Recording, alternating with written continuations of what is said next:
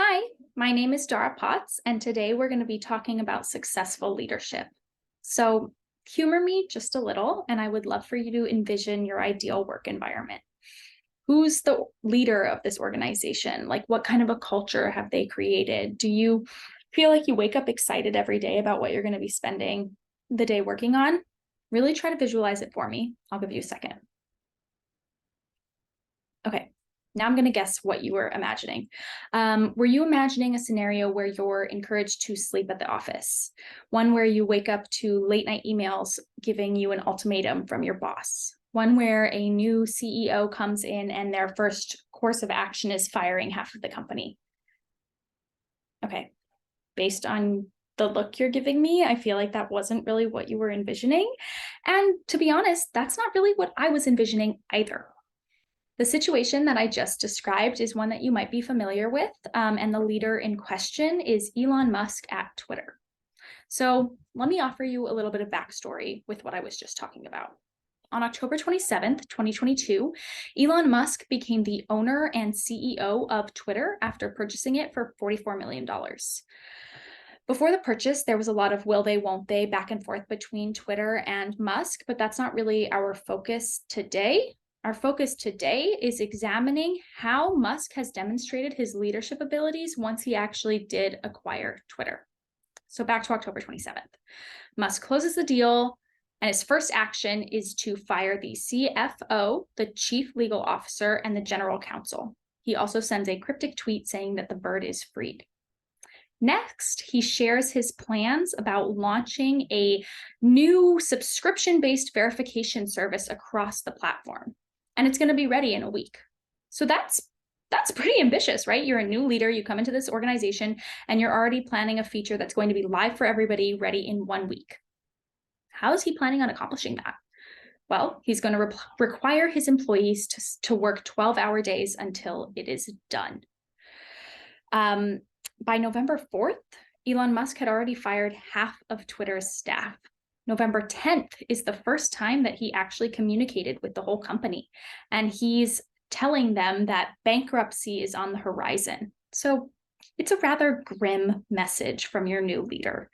Over the next few days, he continues to fire 80% of contract employees, and also he fires any employees that disagreed with him on an internal Twitter Slack channel. On November 16th, Musk sends a late night email essentially telling employees that they need to commit to hardcore work or quit.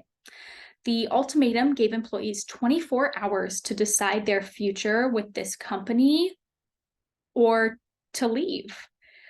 Now, there are many more examples of Musk's questionable leadership at Twitter, but at this point, I think you get the gist. So, also, everything that I just described to you, it happened in roughly 3 weeks. That's a lot. Now, why did I just tell you about Musk's saga at Twitter? Well, what am I trying to get at? What's the bigger picture? The bigger picture for me is the approaches and characteristics of what makes a good leader. So if we want to talk about what makes a good leader, we have to talk about leadership. We have to define it. And it's something that can be a little bit difficult to define. But essentially, if we try to really boil it down, leadership is an influencing process between a leader and a follower working towards a common goal. Sounds pretty simple, yet we have a lot of examples of ineffective leaders. Elon Musk at Twitter is demonstrating authoritarian leadership. An authoritarian leader makes unilateral decisions, and they rarely consider input from their followers. This leadership style, it does have benefits, like its decisiveness, its ability to take control of a situation very quickly. It offers a clear chain of commands. And depending on the circumstances, there can be a time and a place for such approach to leadership. Now, I would argue that a modern day technology company in San Francisco is probably not the time or the place. And rather, a democratic approach to leadership would probably be more successful in an environment like Twitter. So what is a democratic approach? A democratic approach to leadership is highly collaborative and communicative. It kind of distributes responsibilities across the members of the organization, and it empowers and encourages them. It also aids in group decision-making. This approach invites a higher level of commitment from followers. It allows more viewpoints to be represented, and with it, morale is generally improved.